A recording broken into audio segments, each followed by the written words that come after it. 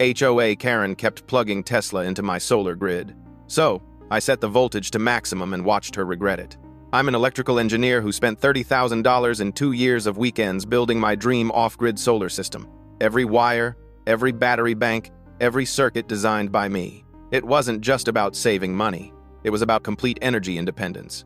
Then, Karen discovered my outdoor charging port. Karen was our HOA treasurer. She immediately started calling herself Executive Officer of Community Standards and began terrorizing the neighborhood with everything from mailboxes being the wrong shade of beige to kids leaving bikes on porches. When I installed my solar panels, she tried to fine me for visual disharmony. I showed her my city permits and told her my off-grid system was none of her business. She didn't like that answer. The first theft happened at 2 a.m. My surge alarm screamed like a banshee, jolting me awake. I stumbled outside to find her pristine white Tesla Model X plugged into my private charging port, glowing under the moonlight. Karen stood there, arms crossed like she owned the galaxy. "Your charger wasn't being used overnight," she said with zero shame. I figured I'd save a few bucks. This woman was treating my custom-engineered system like a shared garden hose. "You can't just plug into someone's private energy system," I said, trying to stay calm. She looked confused and smug. "You put it outside your house since we're all part of the same community. Technically, the energy belongs to everyone." I reminded her the HOA had nothing to do with my power grid. She rolled her eyes and said, "You should be grateful I'm charging clean.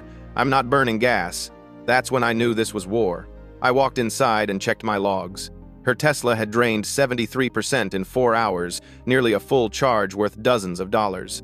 I pulled security footage and found she'd been doing this for weeks, sneaking over at night like some energy vampire. The next morning, I knocked on her door with printed data showing exactly what she'd stolen. I offered to let it go if she stopped and paid partial reimbursement. She smirked.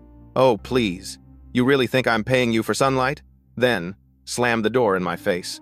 A week later, she filed an official HOA complaint against me for hoarding renewable energy in an exclusionary manner and claimed her board member rights gave her access to external utility infrastructure.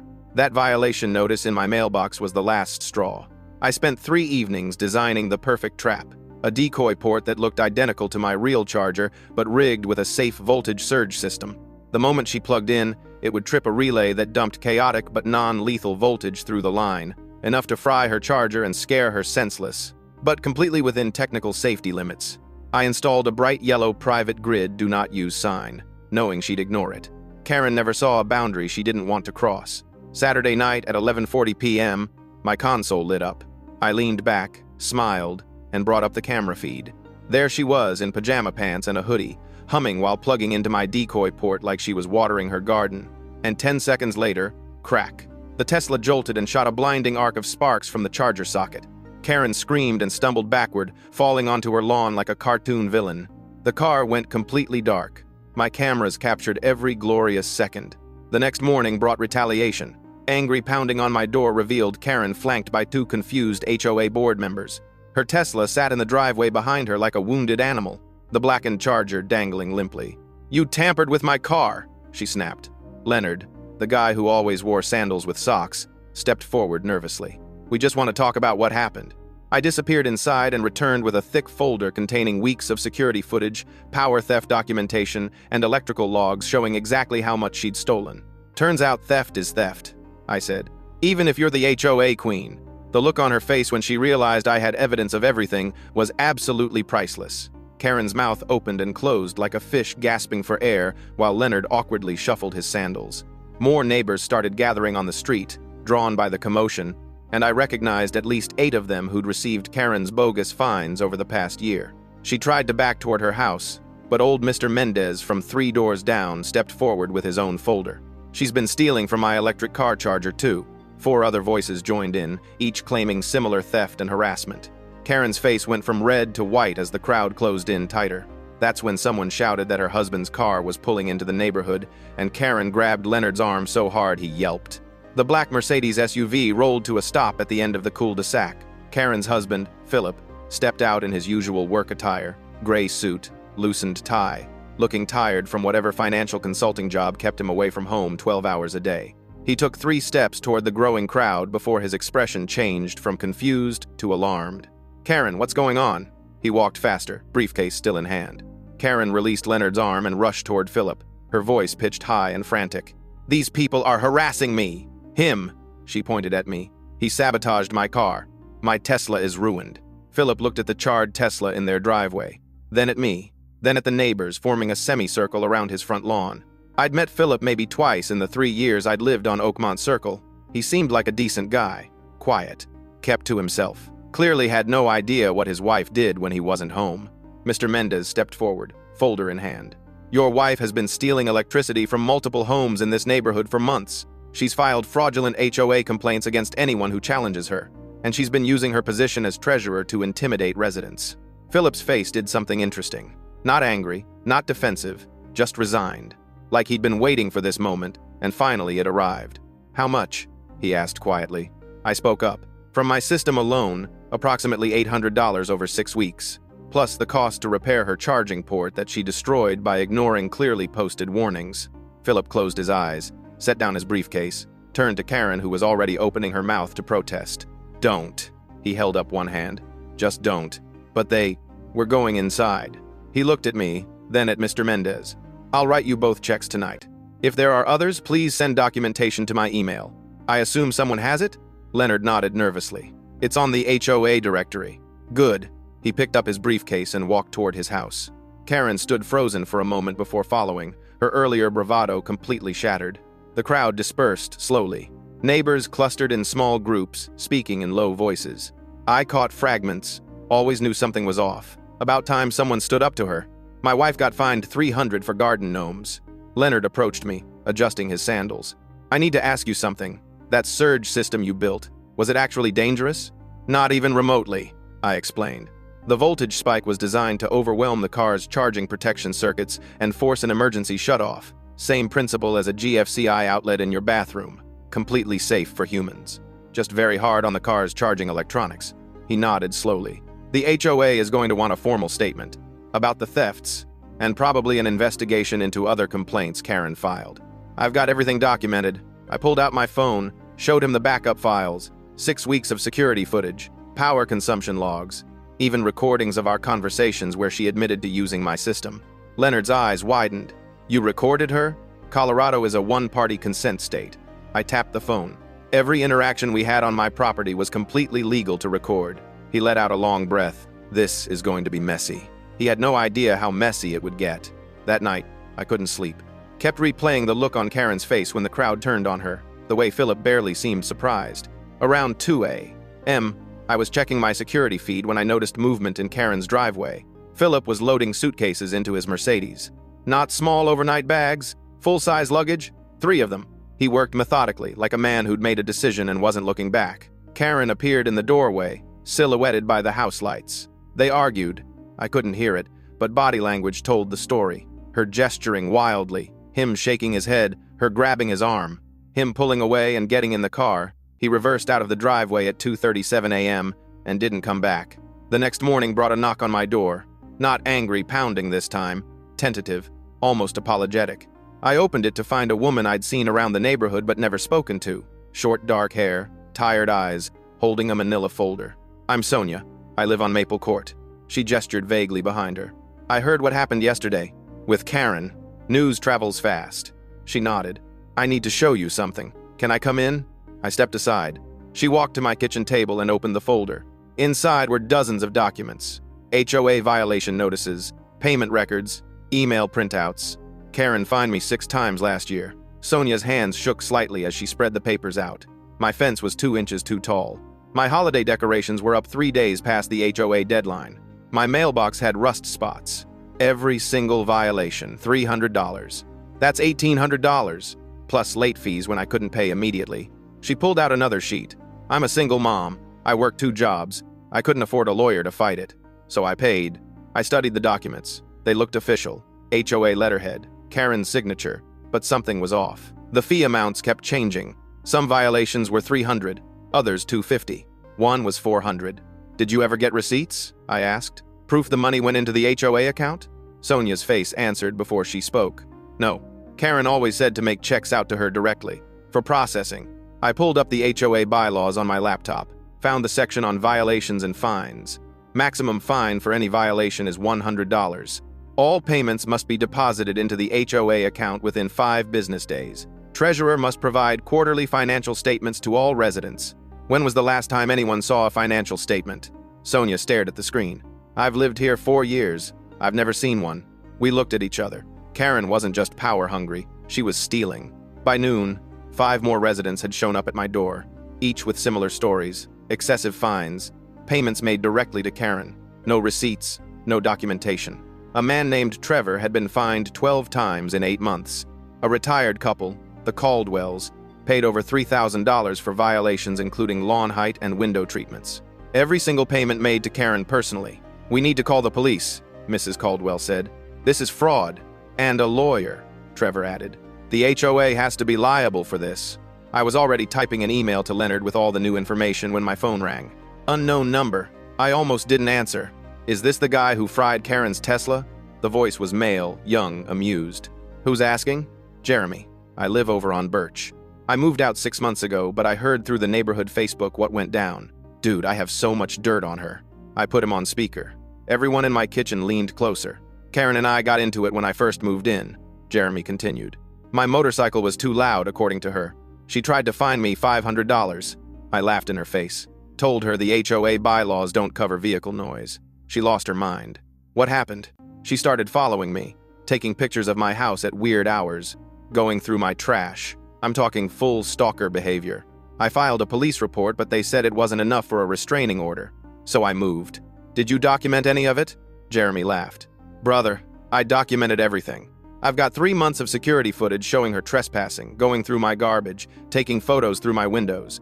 I've been waiting for someone to actually do something about her. Can you send me copies? Already done. Check your email. I refreshed my inbox. There it was, a WeTransfer link with 4.7 gigabytes of footage. I looked around my kitchen at the growing number of people who'd been victimized by Karen. We're taking this to the county, I said. All of it. The meeting with the county HOA oversight office happened 3 days later. I walked in with 2 banker's boxes full of documentation, a laptop with organized video evidence, and 6 residents willing to give statements. The compliance officer, a woman named Patricia who looked like she'd seen it all, took one look at our evidence and called her supervisor. 2 hours later, we had a plan. The county would conduct a formal audit of the HOA finances. They'd review all violation notices issued in the past 3 years, and they'd investigate whether criminal charges were appropriate. This could take months, Patricia warned. HOA law is complicated, and if Karen has been falsifying records, proving it requires careful documentation. We have time, I said, and more evidence than you probably need. She smiled. It's always the treasurer. Always. Karen's house went dark that night. Not dark like sleeping. Dark like nobody home. The Tesla was gone from the driveway. Her husband's Mercedes hadn't returned. The only sign of life was a for sale sign that appeared in the front lawn the next morning. Mr. Mendez knocked on my door that evening. She's gone. Where? No idea. Philip called Leonard this afternoon. Said Karen moved out. He's filing for divorce. The house is going on the market. He wanted Leonard to know he's still writing checks for the electricity theft, but everything else needs to go through lawyers now. What about the HOA audit? Leonard's cooperating fully. He handed over all the financial records he had access to. Turns out Karen kept 2 sets of books, one for the board, one for herself. I wasn't surprised. How bad is it? Mendez leaned against my doorframe. $50,000, maybe more. 3 years of fines, late fees, and special assessments that never made it into the HOA account. $50,000. That meant Karen had been running this scam since before I moved in. Systematic theft from her own neighbors, wrapped in the authority of the HOA. Will we get it back? Mendez shrugged. That's what the lawyers are for now. The next week brought a steady stream of revelations. The county audit uncovered that Karen had filed over 200 violation notices in 3 years. The average HOA of similar size typically files 30 to 40 annually. She'd invented violations that didn't exist in the bylaws. She'd photographed properties at misleading angles to create the appearance of violations. In one case, she'd photoshopped images to show a fence that was 6 inches taller than reality. The more we dug, the worse it got. Karen had used her position to target specific residents. Anyone who questioned her authority got hit with violation notices. The pattern was undeniable. Push back on Karen, and suddenly your mailbox was the wrong shade, your grass was too long, your holiday decorations were inappropriate. She'd created a neighborhood of people too afraid to challenge her, everyone except me. My phone rang while I was reviewing the audit preliminary findings. Another unknown number. I was getting used to those. This is Detective Morrison with County Fraud Division. I need to ask you some questions about Karen Brennan. I spent an hour on the phone walking through everything. The electricity theft, the documentation, the other residents' experiences. Detective Morrison took notes, asked clarifying questions, and finally said what I'd been waiting to hear. We're opening a criminal investigation. This goes beyond HOA disputes. We're looking at theft, fraud, embezzlement, and possibly stalking charges based on the evidence you've provided. When? We've already issued a warrant for her financial records. We'll be interviewing residents starting next week, and we need to locate Mrs. Brennan. She seems to have left the area without informing anyone of her whereabouts. Karen was running. The realization hit me as I hung up. She knew this was coming. The moment her husband left, the moment the crowd turned on her, she'd seen the writing on the wall. $50,000 in stolen HOA fees, electricity theft from multiple homes, stalking, fraud. She was looking at serious prison time. I checked my security cameras. No sign of her for 6 days now. The for sale sign still stood in her lawn, but the house looked abandoned, curtains drawn, no lights at night, mail piling up in the box. Leonard called an emergency HOA meeting. 70 residents showed up in the community center basement. Normally we averaged 15. The anger in that room was palpable. People who'd been silent for years suddenly had voices. Stories came out. Karen threatening people's property values. Karen sending intimidating letters. Karen showing up unannounced to inspect homes for violations. One woman, elderly and shaking, stood up and described how Karen had harassed her about her garden decorations for months.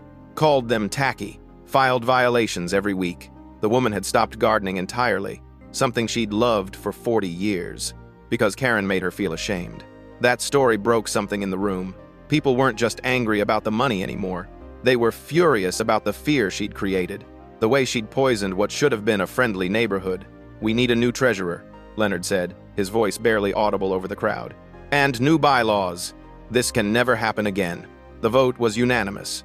Leonard would take over as interim treasurer. A committee would rewrite the HOA guidelines with actual oversight and accountability. And every resident would receive a full accounting of where their HOA fees had actually gone for the past 3 years. I volunteered to help with the financial review. My engineering background meant I was comfortable with spreadsheets and data analysis. Plus, I wanted to see exactly how Karen had pulled this off. The HOA bank statements told a story. Regular deposits from resident fees, but also irregular withdrawals. $50 here, $200 there. Always just under the threshold that might trigger bank scrutiny. She'd been clever about it. Never taking too much at once, spacing out the theft over months and years. But she'd gotten greedy. The past 6 months showed larger withdrawals. $1,000 in January, $1,500 in March, $3,000 in April. Something had changed. She'd escalated. I cross-referenced the withdrawal dates with my security footage of her charging her Tesla. The pattern matched. Every major withdrawal happened within days of her making large purchases. New wheels for the Tesla in February. A vacation to Cabo in March. Designer handbags, visible in footage from April. She'd been funding a lifestyle she couldn't afford, and the HOA was her personal piggy bank. Detective Morrison called again 2 weeks later. "We found her." "Where?" "Sister's place in Nevada. She's fighting extradition, but that won't work. Colorado has filed charges. Theft, fraud, embezzlement, computer crimes for the falsified records. She's looking at 5 to 10 years if convicted." I felt nothing. No satisfaction. No triumph. Just a weird emptiness. "What about the money?" "Asset forfeiture if we can prove it came from the thefts. The Tesla, some jewelry, bank accounts. But realistically, you'll get maybe 30% back. The rest is gone." That night, I stood in my driveway looking at my solar panels, the system that had started all this. I'd built it because I wanted independence, freedom from utility companies and their rate hikes. I never imagined it would expose a neighborhood crime ring run by a power-hungry HOA treasurer. My phone buzzed. Text from Mr. Mendez. "Just heard from detective. Thank you for not backing down. A lot of us were too scared to fight her. You gave us permission to speak up." I typed back a response, then deleted it, typed again, finally settled on, "We all did this together." But that wasn't really true. If I hadn't caught Karen red-handed, if I hadn't documented everything, if I hadn't built that decoy charging port, she'd still be running her scam, still terrorizing people over mailbox colors and fence heights while stealing from them. The trial was set for 7 months later. Philip filed for divorce 2 weeks after Karen's arrest. The house sold in 30 days, slightly below market value. A young couple with a baby moved in. They seemed nice, waved when they saw me. No idea about the drama that had unfolded in that driveway. Karen's lawyer tried to negotiate a plea deal. The prosecutor wasn't interested. Too many victims. Too much evidence. This was going to trial. I got a call from the district attorney's office asking if I'd testify. Absolutely, I said. The preliminary hearing was in a small courtroom that smelled like old wood and stale coffee. I sat in the back row watching Karen enter in an orange jumpsuit, hands cuffed in front of her. She looked smaller somehow, diminished. The arrogance was gone, replaced by something that looked like fear. Our eyes met for a second. She looked away first. The prosecutor laid out the charges. Theft of utilities from multiple residences totaling approximately $12,000.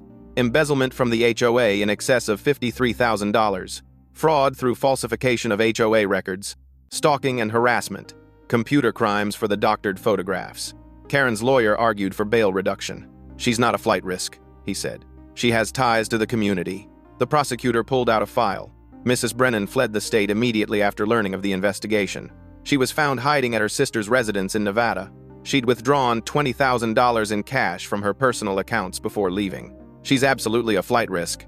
Bail stayed at $75,000. Karen's sister posted it 3 days later. Karen moved into a studio apartment near the courthouse. Ankle monitor visible under her jeans when I saw her at the next hearing. The trial took 6 days. 42 witnesses. Hundreds of pages of financial records. My security footage played on loop, showing Karen's midnight charging sessions. Other residents testified about the harassment, the stalking, the threatening letters. Jeremy drove in from Arizona to describe how she'd gone through his trash and taken pictures through his windows. The HOA financial expert explained how Karen had created a parallel accounting system. False records for the board, accurate records hidden on her personal laptop. She'd been planning this for years, setting up the infrastructure to steal without detection. Philip testified for the prosecution, described how he'd been completely unaware of what she was doing, how the marriage had been strained for years, how she'd become increasingly obsessed with HOA power and controlling the neighborhood. You never questioned where the money came from? The prosecutor asked. The vacations, the purchases, the lifestyle? Philip's voice cracked. I trusted my wife. I worked long hours. I thought her HOA work was volunteer. I didn't know she was getting paid under the table for it. Karen's defense tried to paint her as overwhelmed and disorganized. Not criminal, just bad at bookkeeping. The falsified records were mistakes, not fraud. The electricity theft was a misunderstanding about community property. The jury didn't buy it. 6 days of testimony, 4 hours of deliberation, guilty on all counts. Sentencing happened 3 weeks later. The judge was a no-nonsense woman in her 60s who'd clearly read every page of testimony. She addressed Karen directly. Mrs. Brennan, you held a position of trust in your community.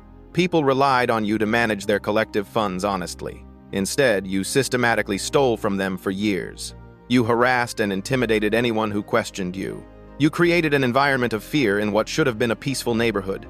This wasn't a mistake. This was calculated, ongoing criminal behavior. Karen started crying. Her lawyer put a hand on her shoulder. You're sentenced to 8 years in state prison. You'll be eligible for parole after serving 60% of that sentence. You're also ordered to pay full restitution to all victims, totaling $67,412. Karen collapsed against the defense table. Her sister, sitting behind her, covered her face with her hands. The courtroom cleared slowly. I walked out into autumn sunshine feeling lighter than I had in months. Mr. Mendez was waiting on the courthouse steps with a few other neighbors. Drinks? He asked. I think we earned it.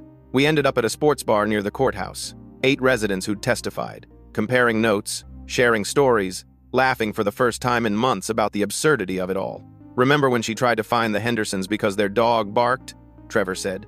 She claimed it violated noise ordinances. In the middle of the afternoon, when everyone's dogs bark. Or when she measured Tom's grass with a ruler, Sonia added. Told him it was 3/4 of an inch too tall according to HOA standards. She made him mow it again. The stories kept coming, each one more ridiculous than the last. Karen's reign of terror had affected everyone, and now it was over. My phone buzzed. Email from Patricia at the county HOA office. The audit was complete. They'd identified 37 HOAs across 3 counties with similar problems. Treasurers using their positions to steal or embezzle. The Karen case had opened a much larger investigation. Your documentation and testimony helped us establish patterns we can look for in other communities, Patricia wrote. You may have saved other neighborhoods from similar situations. I forwarded the email to Leonard. He replied within minutes. New HOA bylaws are finished. Every member has to vote on any fine over $50. Treasurer reports reviewed monthly by independent accountant. No one person has unilateral authority anymore. That's how it should have been from the start. 3 months after the sentencing, I was working on a solar panel efficiency upgrade when a car pulled into my driveway. A sedan I didn't recognize. Woman in her 30s got out, professional looking, carrying a briefcase. "Are you the electrical engineer who caught the HOA treasurer?" "Depends who's asking." She handed me a business card. "Melissa Ortega. I work for a renewable energy advocacy group. We'd like to talk to you about home solar systems and property rights." We sat in my garage while I showed her the system I'd built. The custom battery banks, the monitoring software, the decoy charging port that had started everything. "This is exactly the kind of innovation we're trying to protect," Melissa said. "HOAs across the country are blocking solar installations, claiming they're ugly or violate architectural standards. We're fighting those restrictions in court. What do you need from me? Testimony, expert witness work. Help us prove that HOA overreach is preventing renewable energy adoption. Your case is perfect. HOA treasurer tried to steal your power, then tried to fine you for having the system in the first place. It's the exact pattern we're seeing everywhere." I thought about it for maybe 5 seconds. "When do we start?" Over the next year, I testified in 4 HOA cases in 3 different states. Every time, the same story. Property owner installs solar. HOA claims violation. Property owner fights back. We'd win most of them. Establishing legal precedents that HOAs couldn't arbitrarily block renewable energy systems. The Karen case became famous in HOA reform circles, news articles, legal journals, even a segment on a consumer advocacy TV show. The woman who stole power then tried to fine the victim. It was too perfect. My neighborhood changed too. The new bylaws worked. Fines dropped to almost zero. People started doing little improvements without fear. Garden decorations, new mailboxes, painted doors. The Hendersons got a second dog. Nobody cared. Leonard stepped down as treasurer after a year. Sonia took over. She ran it like an actual community organization instead of a personal fiefdom. Quarterly meetings where people actually talked instead of being lectured at. Financial statements posted online. Transparent decision-making. The house where Karen lived got renovated by the new owners. They painted it a soft blue, added flower boxes. The toddler played in the yard. Sometimes I'd see them outside and think about how that building had been the center of so much toxicity just 2 years earlier. My solar system kept running perfectly. I added more panels, upgraded the battery storage, built a second charging port, properly secured this time, and offered it to any neighbor who needed it, free of charge. Mr. Mendez used it occasionally for his Prius. Sonia used it when her hybrid's home charger broke. Nobody abused it. Nobody took advantage. Because when you don't rule through fear, people actually respect boundaries. I got an email from Philip 18 months after the trial. He'd moved to Montana, remarried, wanted to apologize for not seeing what Karen was doing sooner. "I should have known," he wrote. "The signs were there. I just didn't want to see them. Thank you for standing up to her. I know it couldn't have been easy." I wrote back. Said I hoped he was happy. That Montana sounded nice. That none of this was his fault. I meant it. Karen served 4 years before parole. I heard through Leonard that she moved to Florida, got a job in retail, stayed off social media. The HOA restitution was coming out of her paychecks. $50 every month. At that rate, she'd be paying it off for the next 23 years. I never saw her again. 5 years after that night, when I watched her Tesla spark and die in my driveway, I stood on my roof installing yet another solar panel. The neighborhood spread out below me. Kids playing street hockey. Neighbors talking over fences. Normal life, the way it should have been all along. My phone rang. Unknown number.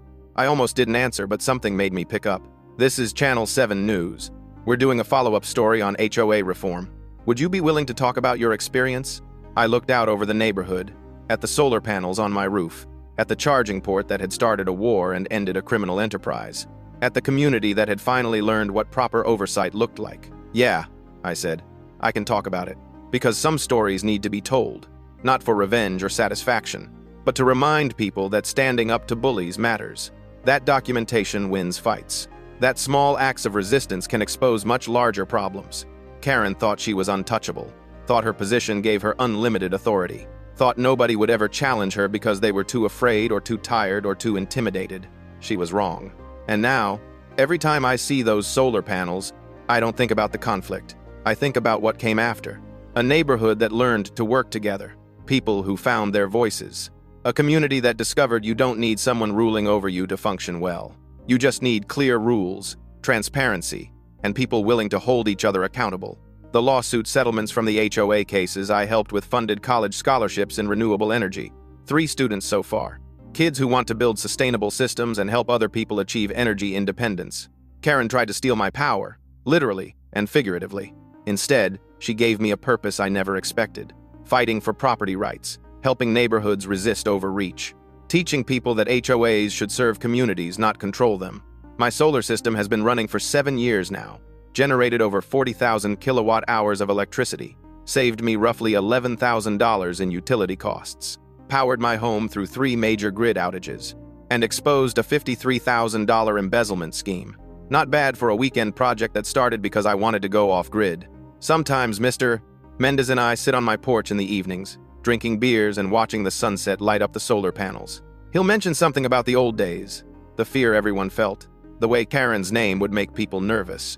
Then we'll look around at the neighborhood now, people relaxed, happy, living their lives without someone measuring their grass with a ruler or photographing their homes looking for violations.